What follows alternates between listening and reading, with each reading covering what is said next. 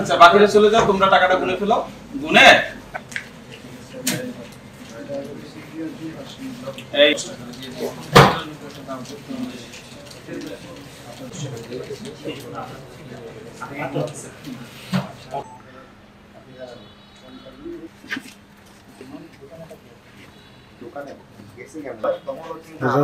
Cheat করে দিবেন। সোনালী ব্যাংকেরই লাগানো।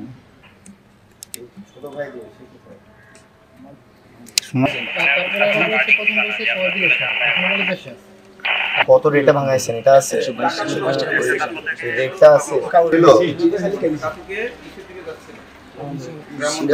এত টাকা কিভাবে পায়?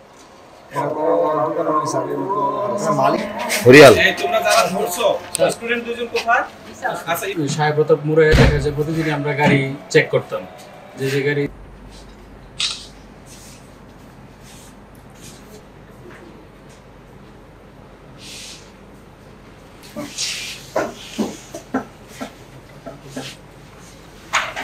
আচ্ছা বাকিরা চলে যাও, তোমরা টাকাটা গুনে ফেলো। গুনে এই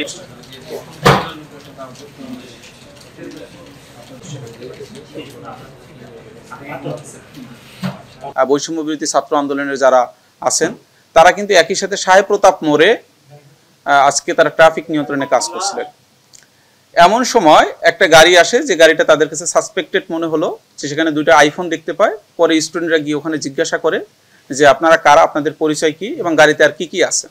তখন আমাদের ভিডিপি সদস্য ছিল, তাদের জিজ্ঞাসাবাদে এক পর্যায়ে একজনে বলে যে এটার মধ্যে টাকা আছে তাদের ব্যাগে।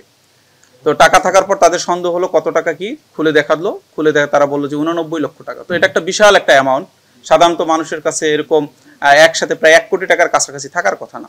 তো এটা সাসপেক্ট হওয়ার পরে ওরা জিজ্ঞাসাবাদ করলো যে আপনার এই টাকাটা কোথা থেকে আসছে, কোথায় যাচ্ছে। তো আমাদের বিডিপি যে দলনেতা আছেন তিনি জিজ্ঞাসা করলেন। তো তখন ঢাকা থেকে একজন লোককে ওরা ফোনে ধরাই দিল। সে বললো যে ভাই ঢাকা থেকে টাকাটা যাচ্ছে, এটা ব্রাহ্মণবাড়িয়াতে যাচ্ছে, টাকাটা ছেড়ে দেন, এটা আমি দেখতেছি। তখন ওনার পরিচয় জানতে চাইলে এবং টাকা কোথা থেকে, তখন ওনারা সদুত্তর দিতে পারেনি। ড্রাইভার বলছে যে এটা ভাড়া করা গাড়ি, উনি এ বিষয়ে কিছুই জানে না। আর যে দুজন ছিল তারা এক এক সময় এক এক কথা বলে কোনো সঠিক উত্তর দিতে পারেনি। কখনো বলে এটা বিদেশ থেকে আসছে, কখনো হুন্ডির মাধ্যমে আসছে। তখন জিজ্ঞাসা করলে কত টাকা বললো, এক একজন এক এক কথা বলে। কেউ বলে 5 লাখ টাকা, আবার কেউ বলে আমাদের 4-5 ভাই মিলে আসছে। তো তাদের কথায় গরমিল হয়, আমাদের এটা সন্দেহ হয়। সন্দেহ হওয়ার পরে আমরা জেলা প্রশাসক এবং জেলা ম্যাজিস্ট্রেট স্যারকে বিষয়টা অবগত করি। স্যার অবগত করলে বলেন যে টাকাটা আপনারা জেলা প্রশাসকের কার্যালয় এখানে নিয়ে আসেন। আনার পর আমরা প্রাথমিকভাবে এটা জেলা প্রশাসকের যে ট্রেজারি আছে সেখানে তারা জমা রাখবেন। পরবর্তীতে তারা যদি লিগ্যাল ডকুমেন্ট দেখাতে পারে, সেটা পরবর্তীতে কোর্টের মাধ্যমে তারা সিদ্ধান্ত নেবে। বৈষম্য বিরোধী ছাত্র আন্দোলনের যারা এখন যেসব ছাত্ররা আমাদের ট্রাফিক নিয়ন্ত্রণে কাজ করছেন, তারা প্লাস আমাদের ভিডিপি সদস্যরা এই টাকাটা গণনা করে এটা ট্রেজারিতে জমা দেবে। আজকে টাকা সহ আমরা আরো 3 জনকে পেয়েছি এবং আমরা বড় একটা অ্যামাউন্ট টাকা গণনার কাজ চলছে। আমরা সেখানে বুঝতে পারবো প্রায় 1 কোটি টাকার কাছাকাছি সেখানে হবে। তো আইন শৃঙ্খলা পরিস্থিতি নরসিংদীতে যারা অবনতি ঘটানোর চেষ্টা করছে তারা এখন ধীরে ধীরে আটক হচ্ছে। আশা করছি আমরা 2-1 দিনের মধ্যেই তাদের সকলকে আটক করতে সক্ষম হব এবং এই পরিস্থিতির উন্নতি হবে। সে দিয়ে দিছে 89 লাখ দিয়েছে, আর বাকি টাকাটা কোনো ফাটির মাধ্যমে হয়তো সে আগে নিয়ে গেছে। হ্যাঁ, আমরা বলছি, আমরা বলছি যে তোমরা যাও, এনে গেলে টাকাটা দিয়ে দিব।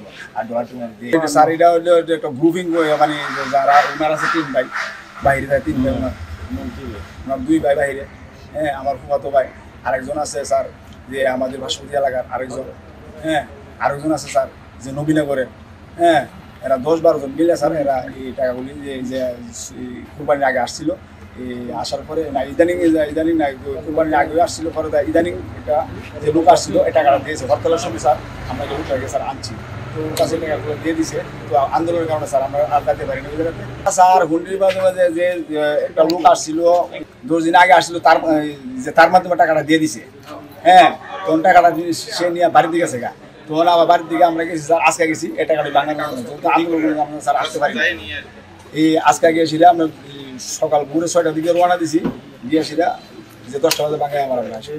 এই যে বিডিপি ভাই আমাদেরকে ইনফরমেশন দিছে যে হাইএক্স আসলে ওগুলো আটকানোর জন্য। তারপর আমরা ওই পাশে যাওয়ার, ও আর আমি ওই পাশে গেছিলাম, রাস্তার ওই পারে।